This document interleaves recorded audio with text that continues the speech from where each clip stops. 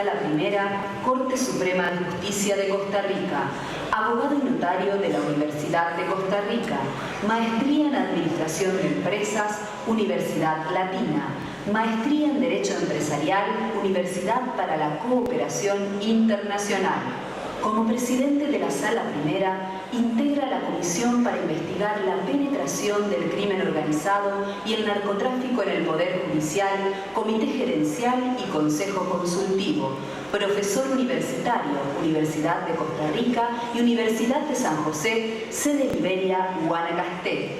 Integrante de la Comisión Revisora del Proyecto del Código Procesal Civil. Coordinador de la Comisión JICA, Gestión Integral de la Calidad de la Justicia, coordinador del Programa de Tecnologías de la Información en la Justicia, PIUS, proyectos como Brecha Tecnológica y cartera de proyectos en Cumbre Judicial Iberoamericana. Integrante como coordinador de las siguientes comisiones de trabajo: Comisión de Construcciones, Comunicaciones, Fondo de Pensiones, Tribunal sin Papeles, Banco de Buenas Prácticas de Gestión Judicial, Oralidad, Nombramientos, Gobierno y Gestión Judicial, Jubilaciones, de la Jurisdicción Contencioso-Administrativa, de la Jurisdicción Agraria, Comité Gerencial de Informática. Participante e impulsor de leyes de firma digital, notificaciones, de cobros, monitoreo arrendaticio y timbre judicial. Coordinador de la Comisión de la Jurisdicción Civil que impulsó el nuevo Código Procesal Civil. Integrante de la Comisión Revisora del Reglamento del Expediente Electrónico. Participante en diversos seminarios y conferencias nacionales e internacionales. Derecho, Administración de Justicia y Nuevas Tecnologías, por el doctor Luis Guillermo Rivas Loaiziga.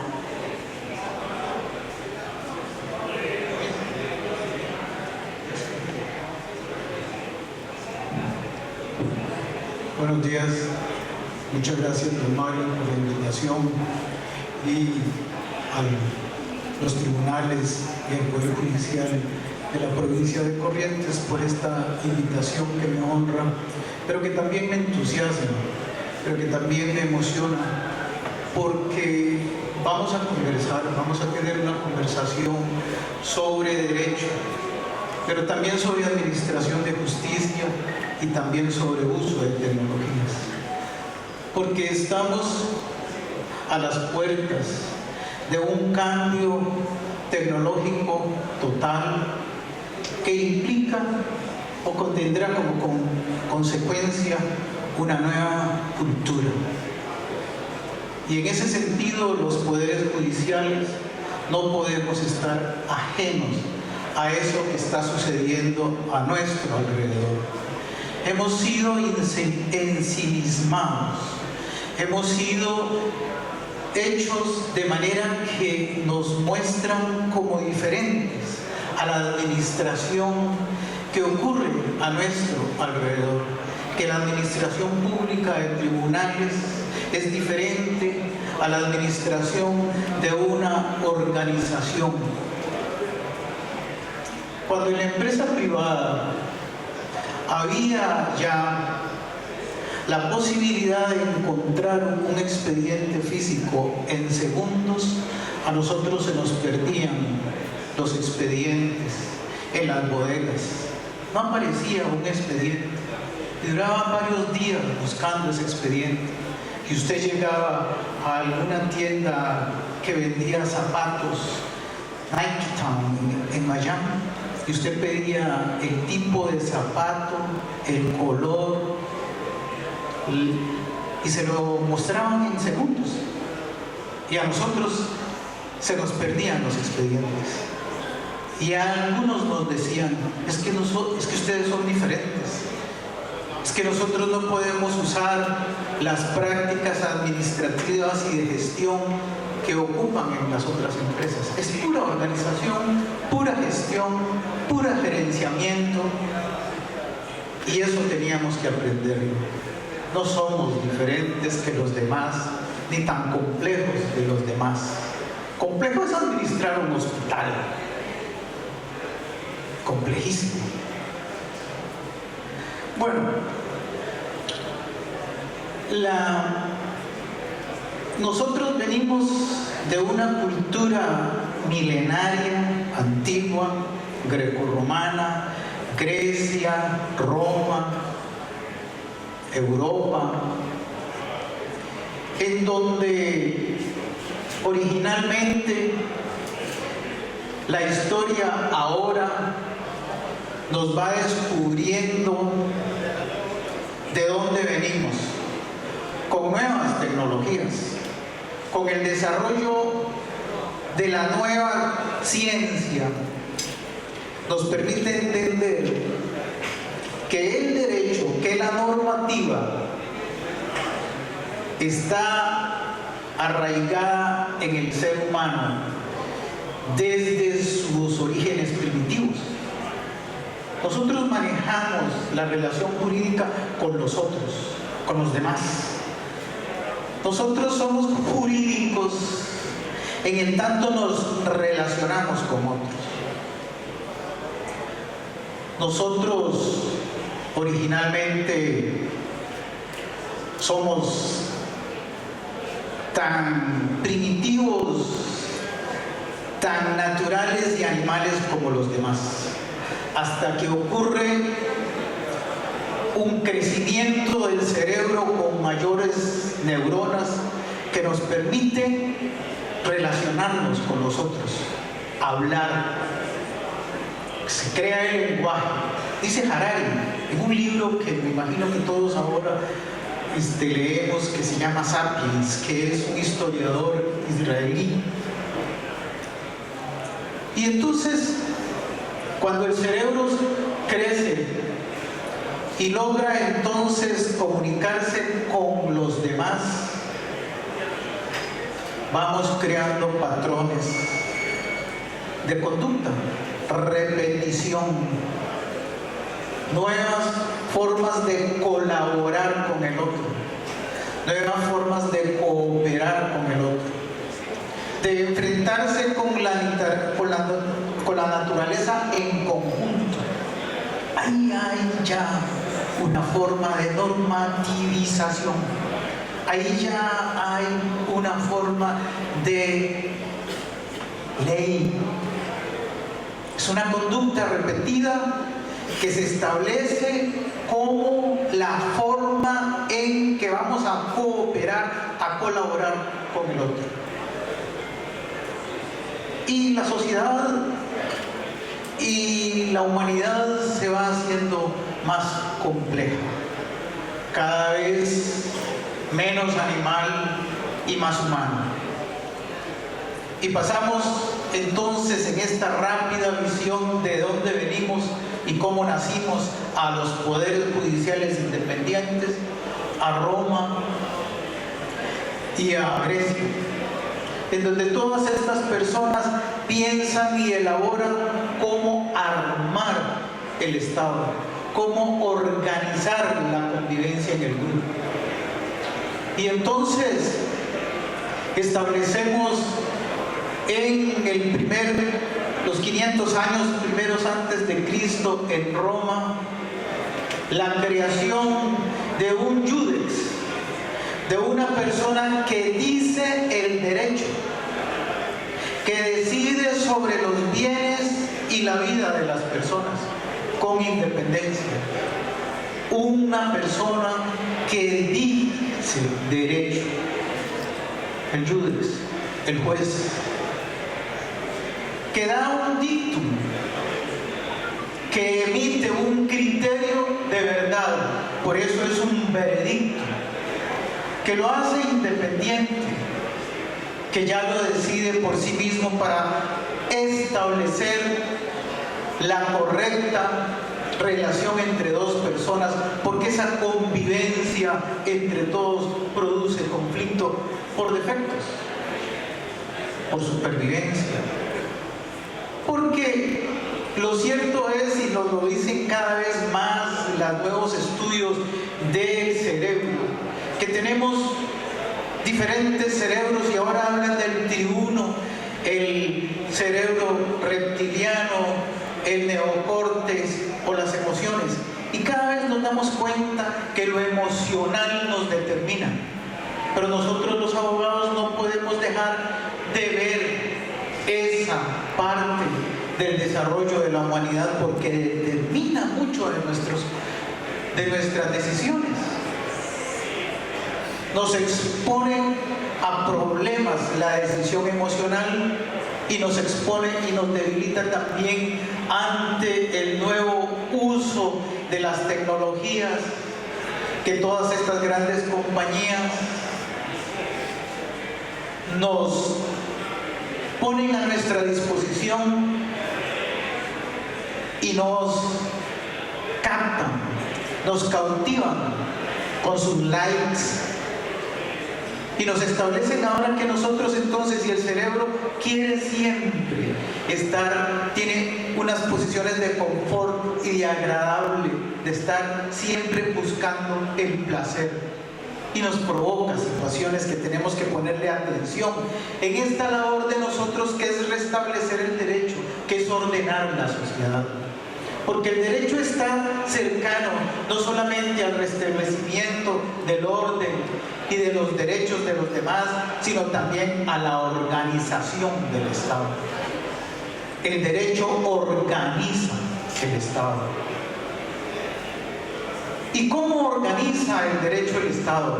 Y llegamos a la época de la Ilustración, y en la segunda mitad de ese desarrollo de Roma, el monarca, el emperador, llega a establecer y a tener una influencia mayor en esa decisión judicial, y ese iudex deja de ser libre para tomar la decisión, porque se convierte en la voz del monarca y del emperador, que viene de Dios. Pero en la Ilustración, el desarrollo de la ciencia, el desarrollo científico, entonces establece que la decisión del juez debería de ser independiente, que debería de cortarse de ese vínculo con Dios y ser racional, y ese vínculo también con el monarca o con el emperador.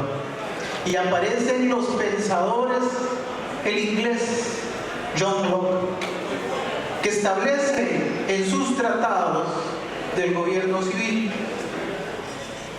que debería de haber una división del poder, que el poder no debe estar concentrado todo en un monarca que viene de Dios, que ese Estado, para ser racional, debería de dividir el poder, y se crea esa idea de la división de poderes, y hace la propuesta de tener un poder legislativo y un poder ejecutivo. Pero John Locke, en esa propuesta, hace permanecer la ejecución y la decisión jurídica dentro de ese poder ejecutivo.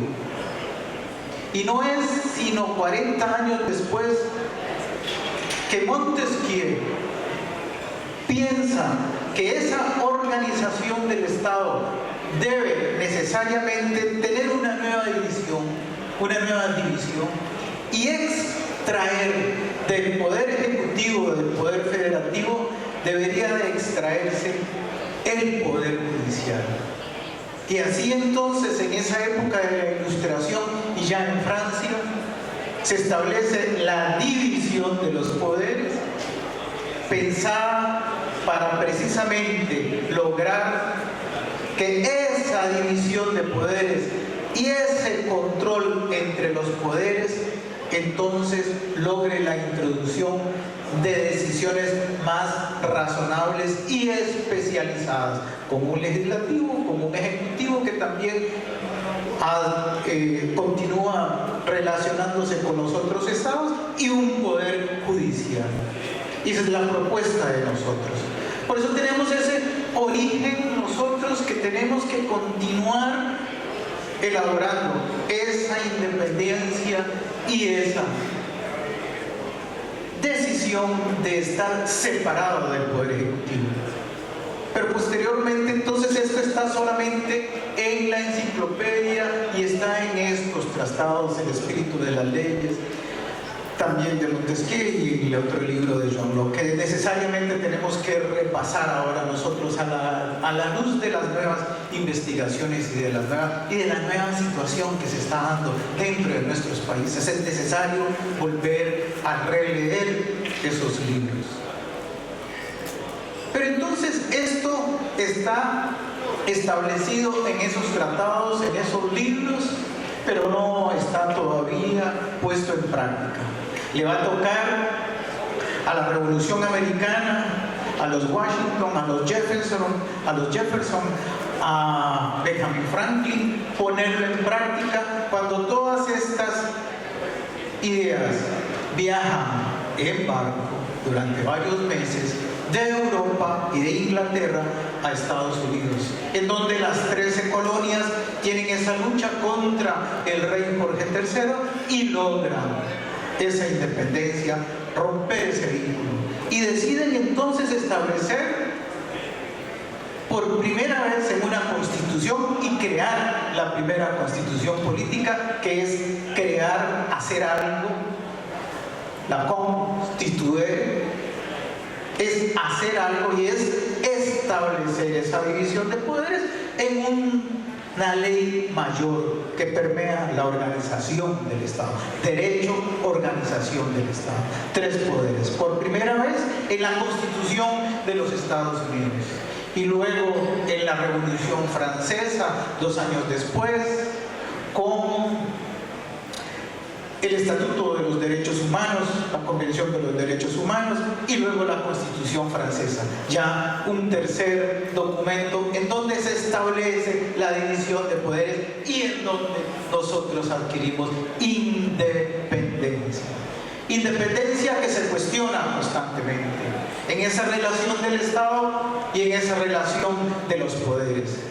Independencia que es necesaria, porque la decisión imparcial, porque la decisión entre 2 personas que contienden, que pelean, debe ser efectivamente la decisión entre 2 posiciones, y para establecer justamente a quién corresponde esa verdad y ese derecho, tiene que haber una persona que la haga, que la decida sin influencias de otros poderes, sino solamente atenido a lo que dice el expediente.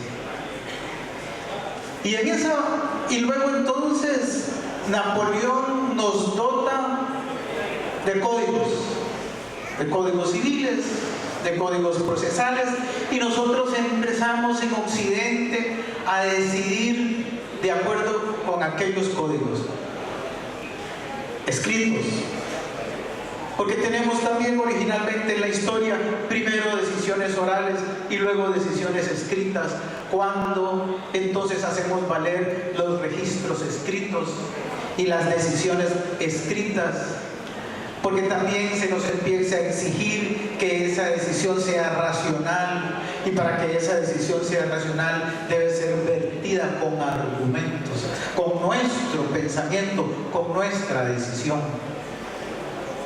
Y 200 años después empiezan a darnos nuevos instrumentos para resolverlo, porque tenemos un problema en los poderes judiciales. Tenemos una exigencia de imparcialidad, tenemos una exigencia de independencia, tenemos una exigencia de racionalización, de argumentación, y decidimos entre 2 que contienden y nos dicen cada uno su verdad. Y entonces, para rescatar y registrar, tenemos un expediente de muchos folios, de muchas hojas, en donde transcribimos los contradictorios, en donde transcribimos esa lucha, ese pleito ordenado, esa guerra entre 2 que contienden. que se presta para trucos, que se presta para falsificaciones y que debe ser organizado de manera entonces que surja la verdad, que podamos rescatar esa verdad. Y este independiente juez que tiene que tomar esa decisión. Lo estábamos haciendo por escrito, pero tenemos tardanza, pero tenemos a veces falta de calidad, pero tenemos un número de asuntos que va más allá de nuestras posibilidades en los poderes judiciales y del juez individual. Y empiezan a ocurrir nuevos aportes tecnológicos que se adaptan completamente a lo que nosotros hacemos. Aparecen las computadoras, aparecen los celulares, aparecen los registros, aparece la nube. Y lo que hacen las tecnologías de la información es transmitir palabras, datos. Y lo que nosotros hacemos es hablar, conversar, dialogar. Realizamos esa decisión oyendo, escuchando. Por eso en algún momento los jueces nos llamaron oidores, porque oíamos, porque escuchábamos. Y cada vez es necesario que esa escucha sea atenta. Pero entonces empezamos a tener la posibilidad de que aquellos diálogos sean registrados, sean grabados. Las tecnologías de la información se adaptan completamente a lo que nosotros hacemos.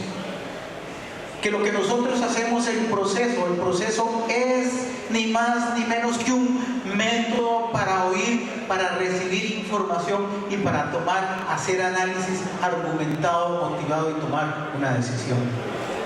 Y las tecnologías de la información se prestan, se adaptan a lo que nosotros hacemos. Porque las palabras se pueden convertir en lo que los tecnólogos llaman bits. Y los bits corren por la red. Y entonces la comunicación a distancia y la televisión y la videoconferencia van introduciéndose en nuestro quehacer. Y nosotros no podemos obviar que la tecnología está permeando lo que nosotros hacemos.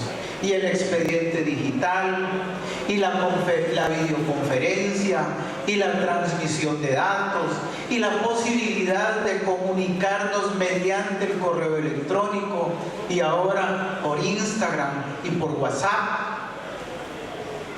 Y la posibilidad de que esas nuevas tecnologías que nos pueden permitir hacer a distancia, es decir, no presencialmente como hasta ahora, las actividades nuestras se adaptan perfectamente.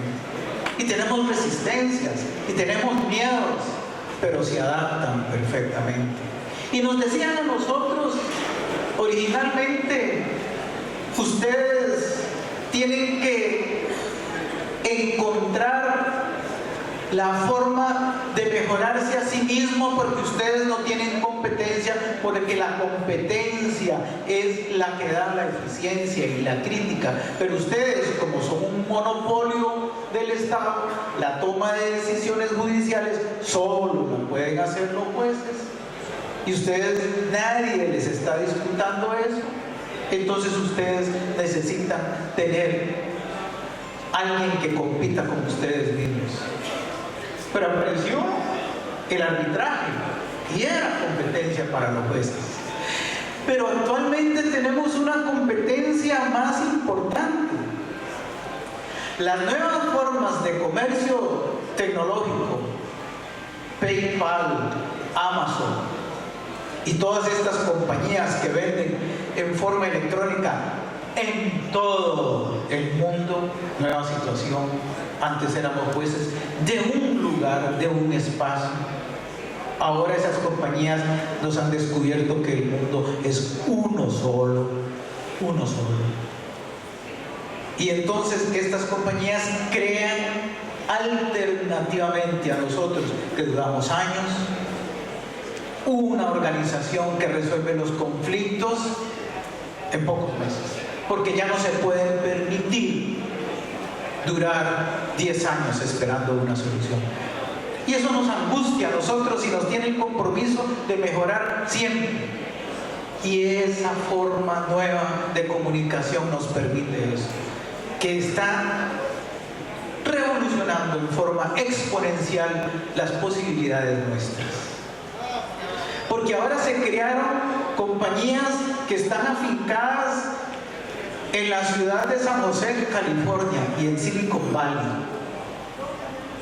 Y han establecido formas de resolver mediante el uso de las tecnologías. Compañías como Modria o Tyler, que resuelven 60 millones de diferencias en todo el mundo en esas compraventas internacionales. Pero también ahora están incursionando en decisión de asuntos de familia, y en asuntos tributarios, y en asuntos civiles, ya no solamente en el cobro y en la decisión de este tipo de asuntos comerciales. Y la están haciendo fuera de los tribunales. Y aparece la posibilidad del desarrollo del Big Data. Búsqueme la sentencia que se refiere a este tipo de asunto, a esta compraventa que voy a resolver, para ver cuándo son los antecedentes. Y nuestros colaboradores van a buscar, a leer esos libros, y ahora resulta que podemos hacerlo en Google, porque las sentencias nuestras tienen acceso, esas compañías tienen acceso a esa información, y le ponemos el nombre de lo que andamos buscando y nos despliega 6, 7, 8 resoluciones de las semejantes, y podemos tomar esa decisión más rápido. Y ahora creamos nosotros también nuestros propios buscadores. Nosotros tenemos uno que se llama Nexus y que fue premiado este año a nivel nacional. Y no solamente eso, sino que esas formas de organizar la información que nosotros nos basamos sobre decisiones anteriores son fácilmente encontradas mediante estos buscadores. Y no solamente eso, sino que ahora nos da la posibilidad de tener algoritmos, y los algoritmos nos permiten que esa misma decisión, también que ese buscador nos traiga informe inmediato, decisiones parecidas, y nos sugiera cómo decidir ese asunto. Entonces, y eso es pensar, porque lo que nosotros hacemos es una labor intelectual, es pensar, es tomar decisiones de argumentos, contrastarlas y compararlas con una norma. Y ahora las máquinas empiezan a hacer ese trabajo, y surge la inteligencia artificial, y en Estonia y en China están creando robots que toman decisiones. Y entonces los jueces eran indispensables, y entonces los poderes judiciales no tenían competencia, y resulta que tienen ventajas, porque nosotros decidimos en forma imparcial, pero de acuerdo con nuestra historia y nuestras subjetividades y nuestras experiencias y nuestros gustos. Y los que analizan el cerebro ahora nos dicen que el cerebro empieza a funcionar antes de que usted sea consciente de lo que usted está tratando de encontrar. Es decir, que el cerebro a veces toma decisiones sin que nosotros seamos conscientes de ella. Entonces la voluntad nuestra y la decisión racional, voluntaria, y en cambio el robot no tiene subjetividad. En cambio el robot es objetivo, no tiene emociones, no tiene sentimientos. Y algunos entonces dicen que ese robot juez es más objetivo que el juez o jueza, ser humano, lleno de emociones y subjetividades. Y todo eso está sucediendo fuera de nosotros. Y entonces, ¿lo están haciendo abogados? No, lo están haciendo ingenieros informáticos, lo están haciendo médicos, lo están haciendo otras personas, no los administradores de justicia. Entonces, hay necesidad de que nosotros, los abogados, los administradores de justicia, pongamos atención a ese uso de las tecnologías que yo sí creo que va a ser en beneficio de la decisión judicial. Pero no podemos estar fuera. Nosotros tenemos que seguir manteniendo entonces la orientación original: imparcialidad, objetividad, decisión analizada. ¿Y cómo entonces hacer eso? Es poniendo atención a eso que está sucediendo fuera.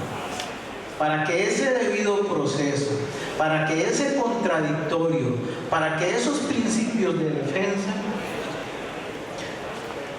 entonces sean vertidos también ahí.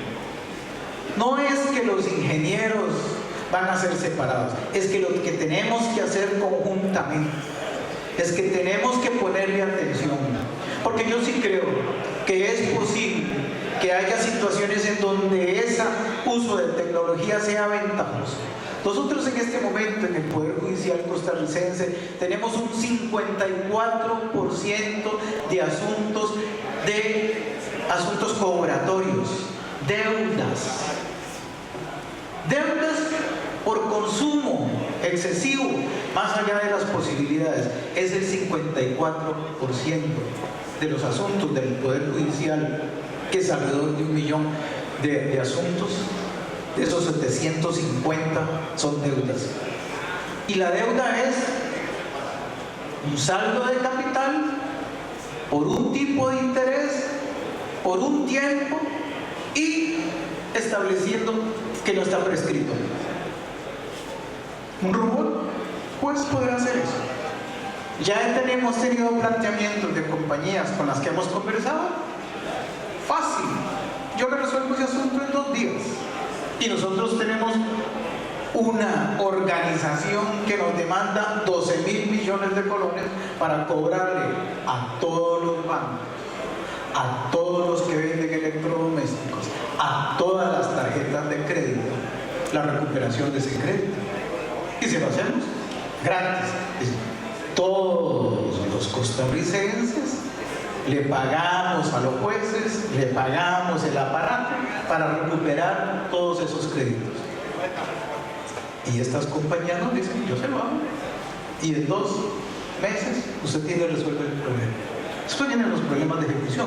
Pero bueno, ya tenemos también formas de cómo incautar bienes en los registros, también por medios electrónicos. Y usted hace un clic y usted embarga y anota esos bienes en los registros. Y después ejecuta.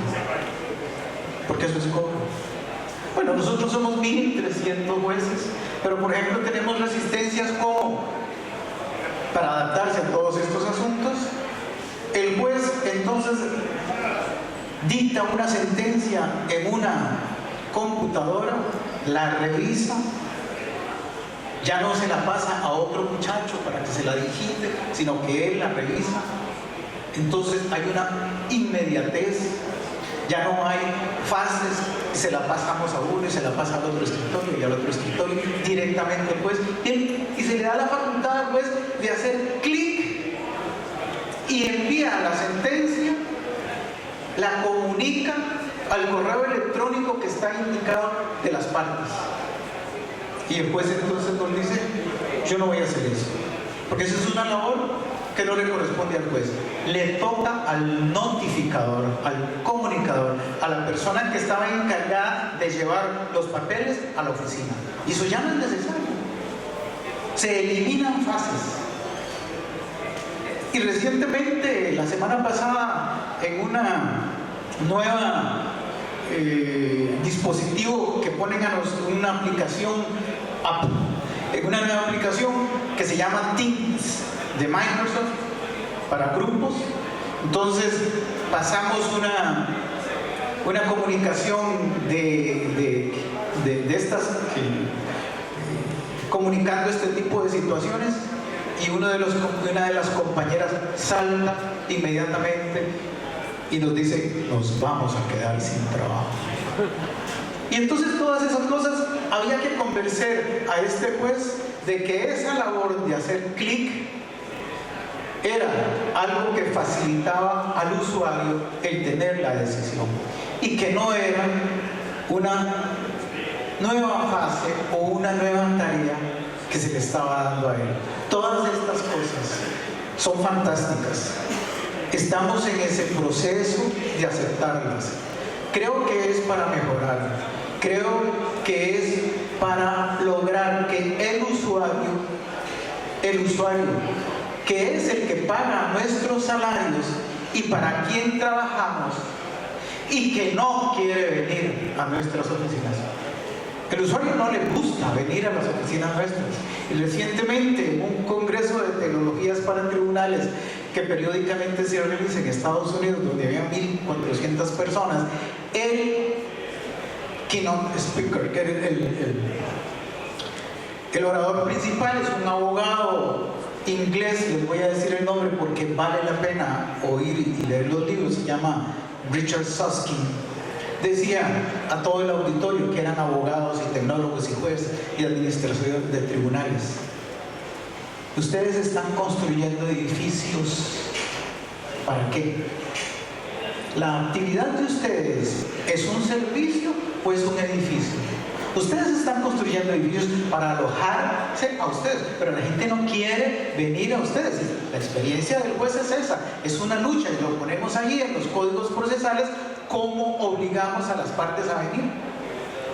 Y si no quiere venir, la vamos a traer con la policía, porque no quiere venir de nosotros. Y ahora estamos haciendo, con esta oralidad, salas de audiencias, porque tenemos oralidad allá en nuestro país, oralidad penal, que originalmente fue establecida hace 40 años, por cierto, que era el Código de Córdoba, el que nosotros estábamos aplicando allá, era el Código de Córdoba. Yo empecé a trabajar allá en Costa Rica en la defensa pública, y después fui juez penal, y los libros con los que nosotros interpretábamos la ley eran el Código de Córdoba, era el sistema mixto con juez de instrucción en aquel momento.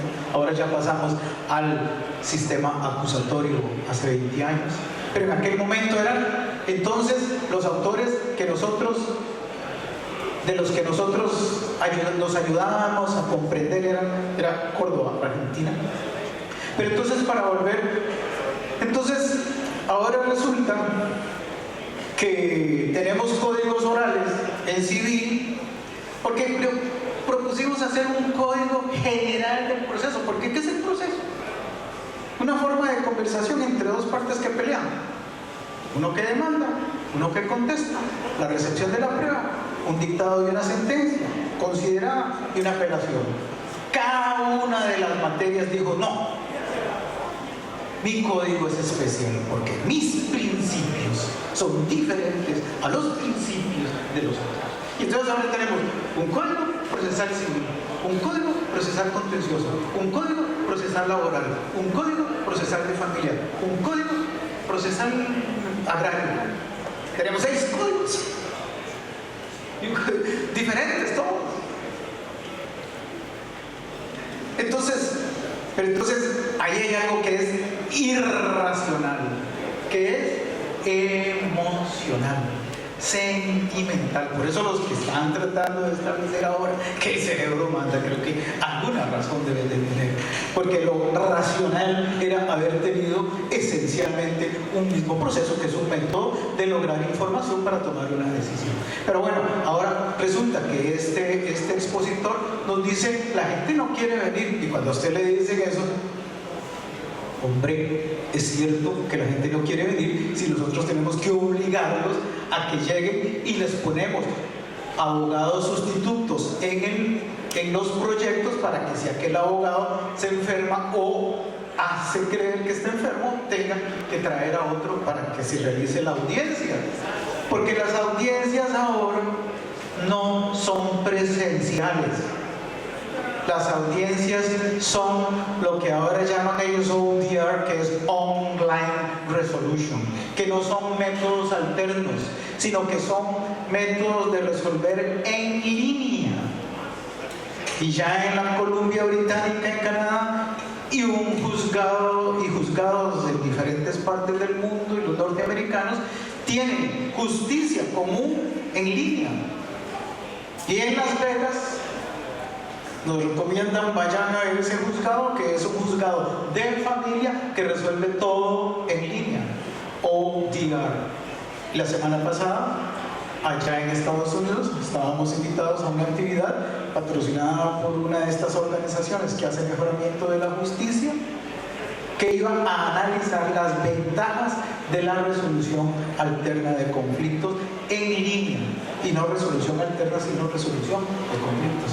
Y este autor tiene varios libros sobre la afectación del uso de tecnologías en las profesiones. Y uno exclusivamente de la profesión del abogado.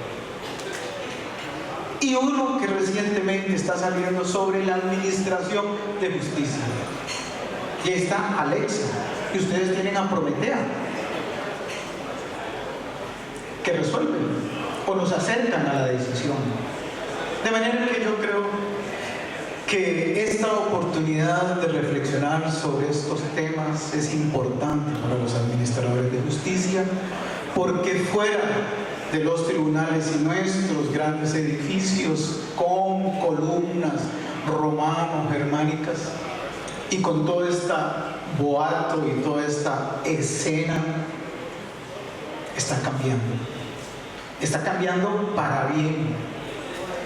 Pero nos va a afectar y yo creo que no debemos de dejar de ponerle atención y yo creo que tenemos que participar en este nuevo advenimiento de una nueva cultura, en donde un juez puede encontrar el gusto o el disgusto de un usuario por una carita feliz en un emoticón o por muchos likes en sus cuentas de Facebook, Instagram y WhatsApp. Muchas gracias.